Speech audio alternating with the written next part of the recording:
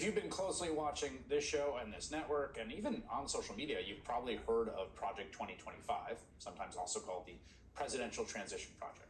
It's a 900-page policy document put together by a bunch of conservative interest groups as a guide for how a second Trump administration can weaponize the federal government in pursuit of a, frankly, frighteningly authoritarian vision. It's also a wish list of a bunch of fringe far-right policy proposals that I think many voters would be really horrified to learn about. It seems like a lot of people are starting to pick up on the project and its proposals thanks to warnings like this one from host Taraji B. Henson at this week's BET Awards. Pay attention. It's not a secret. Look it up. They are attacking our most vulnerable citizens. The Project 2025 plan is not a game. Look it up. According to some reports, the project actually began trending on Google immediately after those comments. But even with the new influx of attention, I still think the details of Project 2025 are undercovered relative to how absolutely unhinged they are, even by the standards of today's Republican Party. So, first and foremost, there is this nakedly authoritarian plotting, like the plan to weaponize the Department of Justice as a tool directly under the control of Donald Trump. Quoting from the document itself, the DOJ falls under the direct supervision and control of the President of the United States as a component of the executive branch. Litigation decisions must be made consistent with the President's agenda. By the way, Justice John Roberts just endorsed that in the 6-3 immunity decision, so they've got carte blanche on that. What it means is that Donald Trump directs the Department of Justice. There is no independence. There's no firewall. He tells them what to do, who to prosecute, who to defend, and the like. And I think this portion of Project 2025, the authoritarian plots to purge the civil service, replace it all with MAGA loyalists, like deep down into the government, is getting most of the attention, and for good reason. But there's so much more to Project 2025, including, again, a whole bunch of fringe, hard-right culture war stuff. So, for instance, unsurprisingly, the document calls for a full-out, whole-of-government approach to the assault on reproductive rights on women. For conservatives to gratefully celebrate the greatest pro-family win in a generation, overturning Roe v. Wade. It includes an effective abortion ban by calling for the FDA, right? They're going to appoint people to the FDA who suddenly announce, oh, you can't have a medication abortion. Reverse its approval of chemical abortion drugs like mifepristone, which is used in the majority of all abortions in this country. And again, in red and blue states where abortion is legal or not. And to be clear, there's no absolutely justification for this, right? Mifepristone has been used safely for decades. This is not a scientific determination. They're going to put some apparatchik into charge of FDA to do this.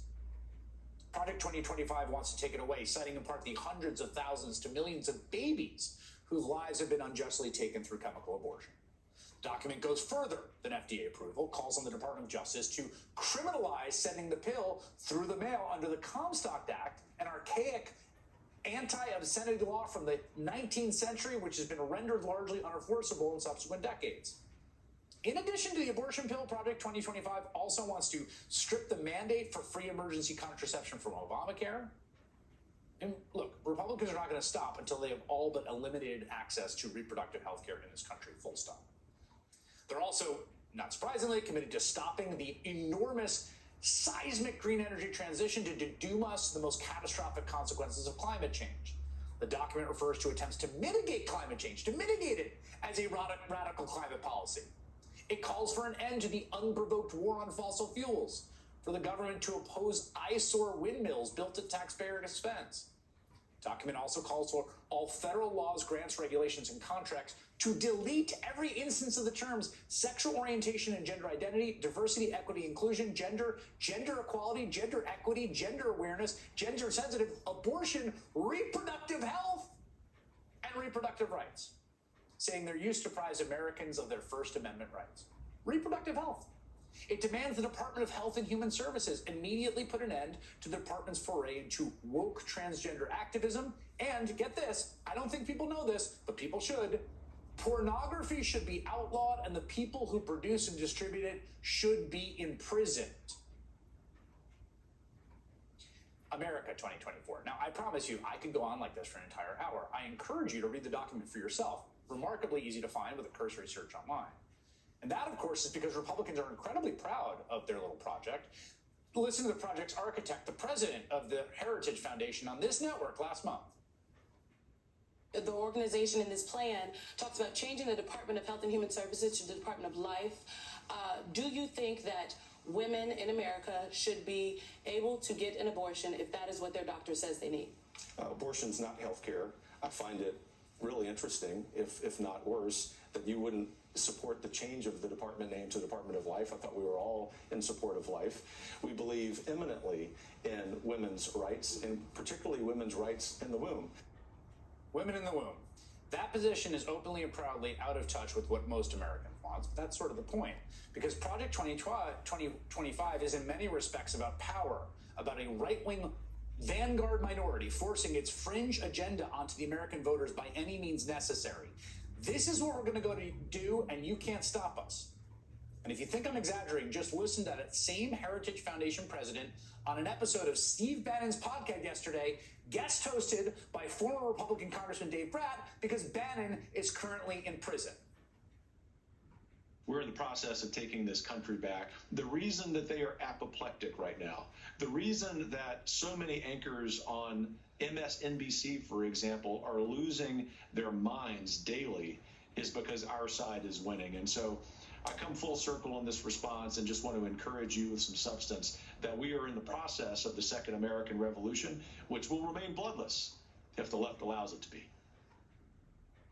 Right on. Thank you, brother.